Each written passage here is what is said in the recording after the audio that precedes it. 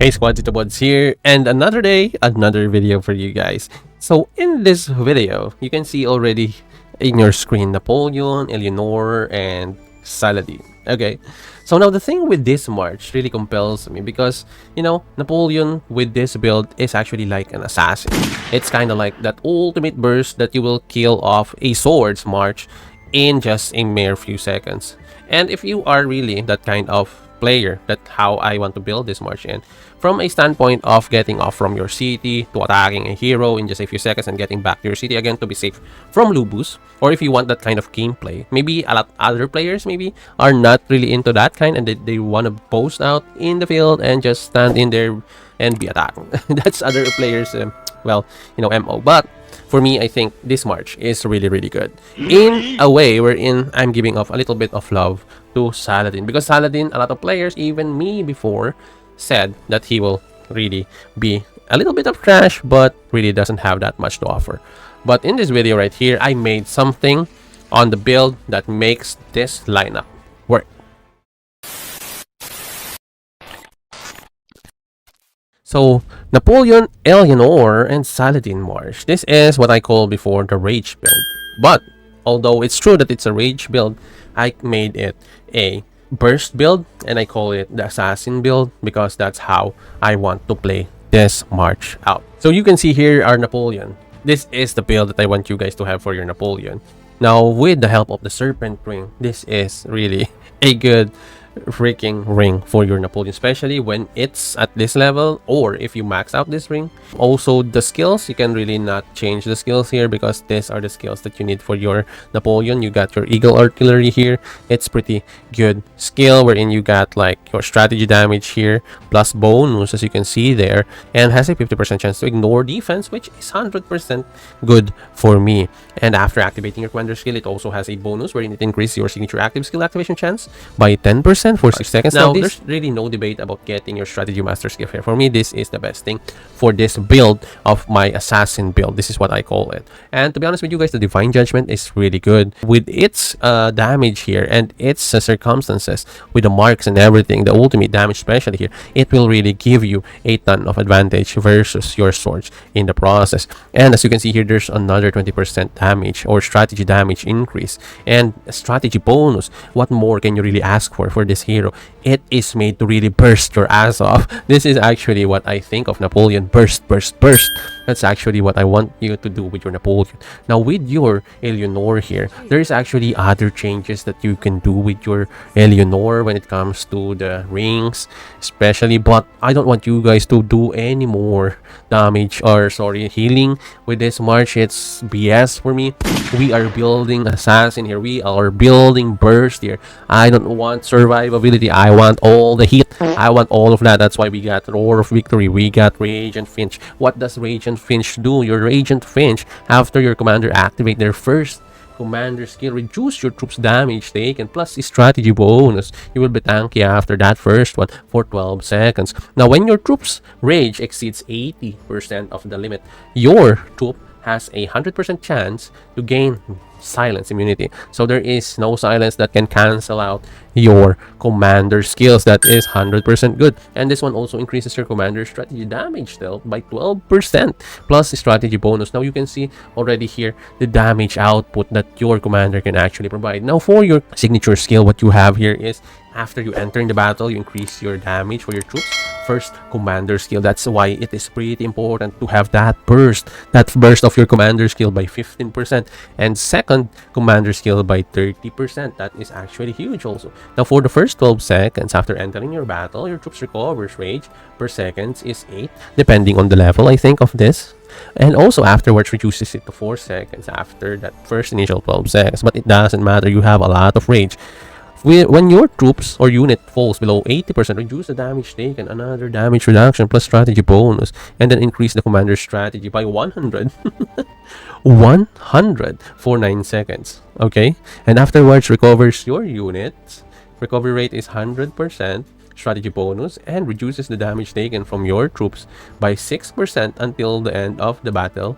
It triggers up to once every 20 seconds. Then also another bonus. You can see there's a lot of bonus by Eleanor here. When your units falls below 50%, you recover 100 rage right away.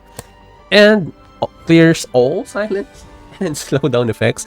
That is pretty huge. Now, as I've said, this ring can be changed. Now, why I like this ring is that it gives troop damage, plus your opponents will receive extra damage because of this one, plus you get silence. So the thing is, there is another ring that you can use besides this one, and it's just coming to the game. So this ring, so you can use this ring only if this ring can actually be used here instead of the Everflame wing rings, because this ring also says it deals strategy damage, but you can see already the benefit of the signature skill of Eleanor here, how much damage it does. And for me, Saladin is just a tool in here, but because we have the ring of Everflame wings here, now we have here the the skill of Roar of Victory. So another Roar of Victory is also with your Eleanor, and both does damage. And the Everflame wings ring said troops damage is increased, so you have extra damage out there in the field. Plus it gives off, of course, rage, and then of course fervor just gives off rage,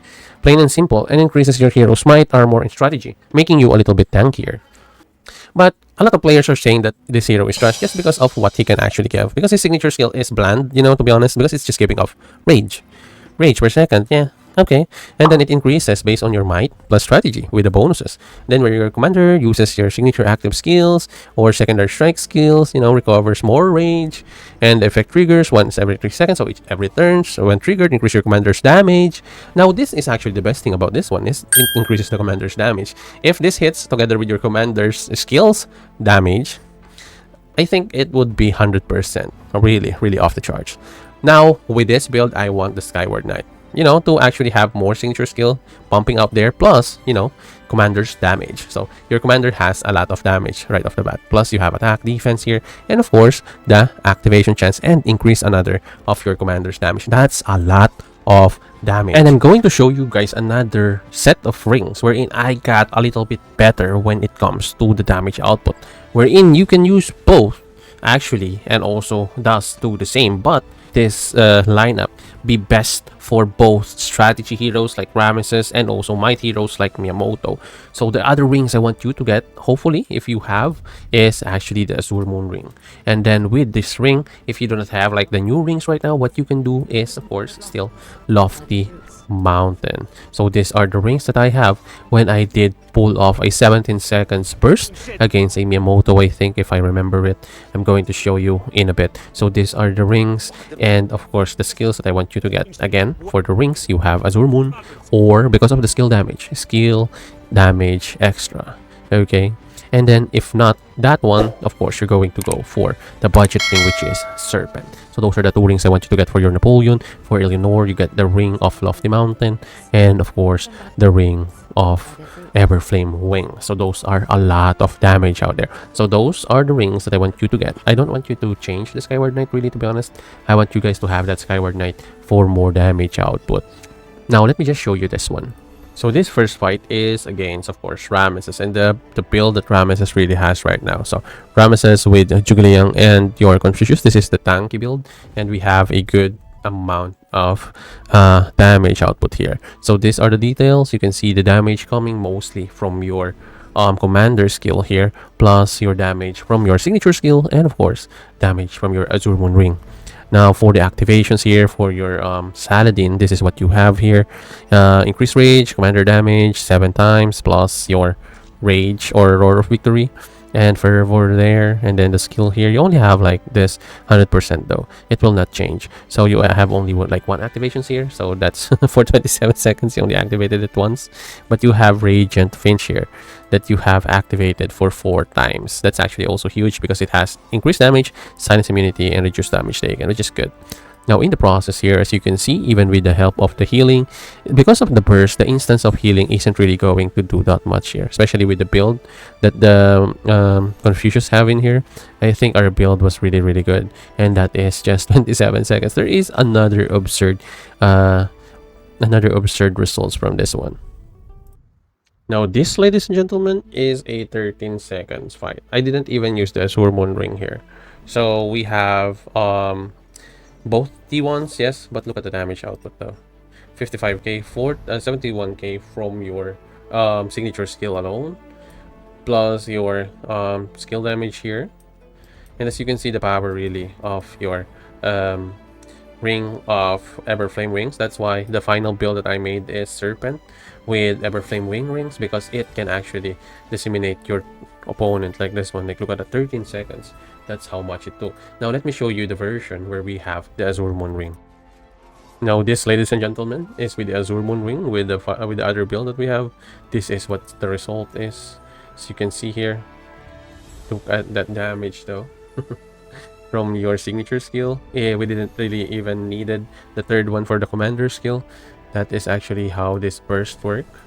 And 17 seconds, man. I think before Lubu can actually cut you up, you already killed your opponent. So as you can see here, this was actually the more stable one that we have. We also have like the Serpent ring, but yeah, this is like the final build. If you don't have like the Azure Moon ring, go for the Serpent ring. And yeah, man, this is actually what we have here. This is against a Miyamoto with pure burst, as you can see here with the rings, with the skill. This is pure burst damage of your Miyamoto.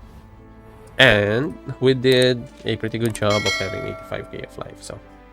So of course, what are the gems that you want for your Napoleon #1? You already know me. I always will have health, troop capacity. That's mostly what I want. But in this March, I want you guys to have 3 attack gems. Then, of course, strategy gems.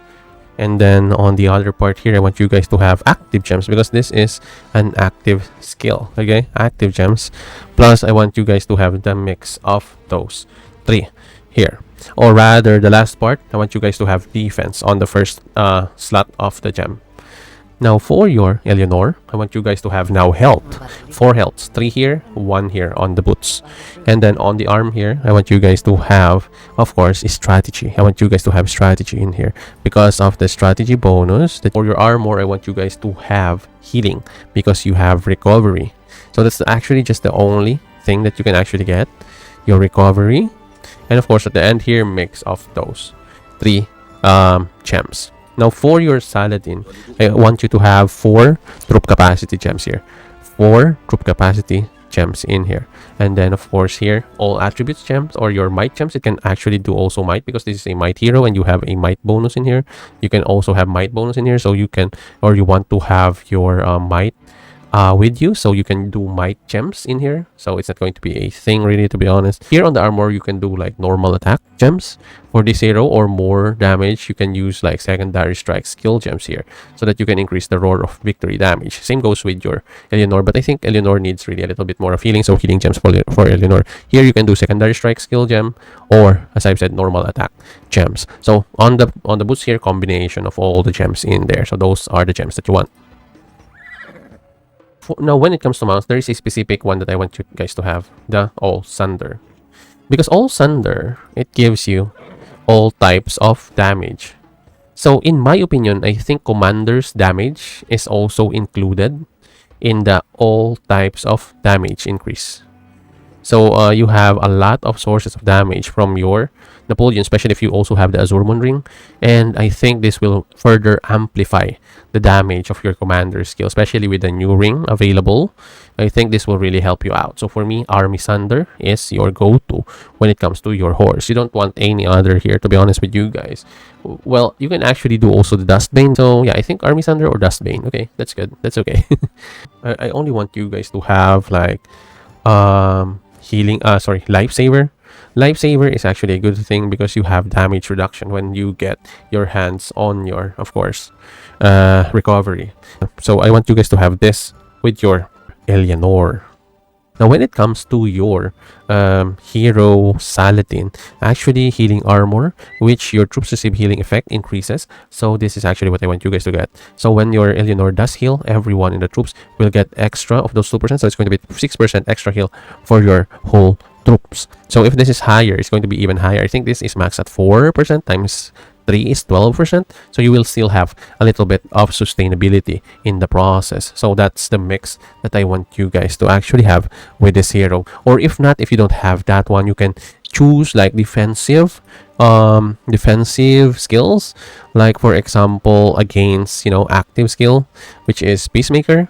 So active skill damage taken, you can actually use that, because for me, if you're an assassin build like this, you're always going to be targeting swords hero, which does use active skill damage. So this will really also help you out in the process. Peacemaker, or maybe if not, you can also use another one that is also a good one, which is your bedrock. Although bedrock, I don't know if I have bedrock here.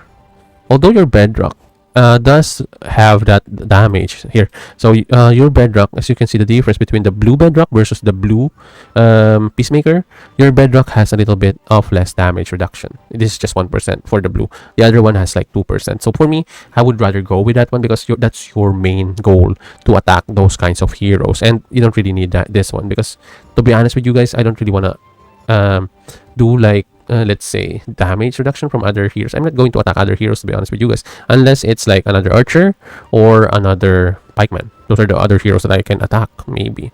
But to be honest with you guys, if I am going to use this build, I'm going to be an assassin for swordsman. There's a lot of swordsmen in the field, so I'm just going to attack them, get that damage or bonus, and get that merits pumping. So that's what I really am going to do. Now, of course, this guide is not going to be complete without your adornments. Now, I like this skill or strike soul.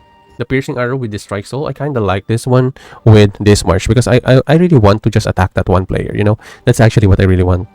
You can also use a slaughter in here. When your enemy troop has less than 20% of the units, the mounted hero commander skill damage increased.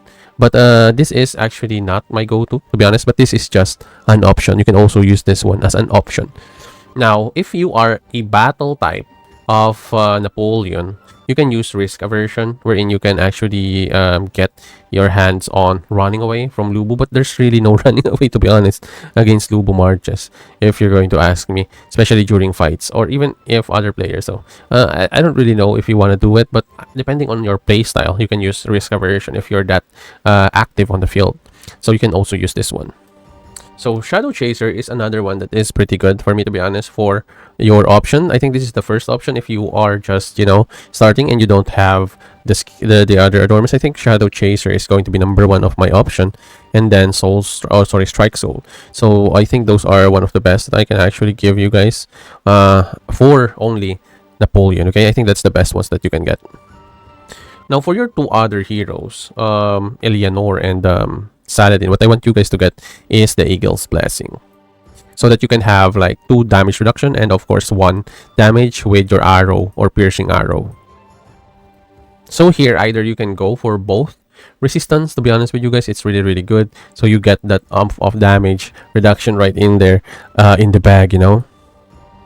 Now the lowest option, I think, is power accumulation. You can also get this one, but I think resistance is actually a good one already, that I don't think that you need any more of this one. Now risk aversion can actually be used also in the other 2 heroes, but yeah, I think it's really depends on the situation and how you play.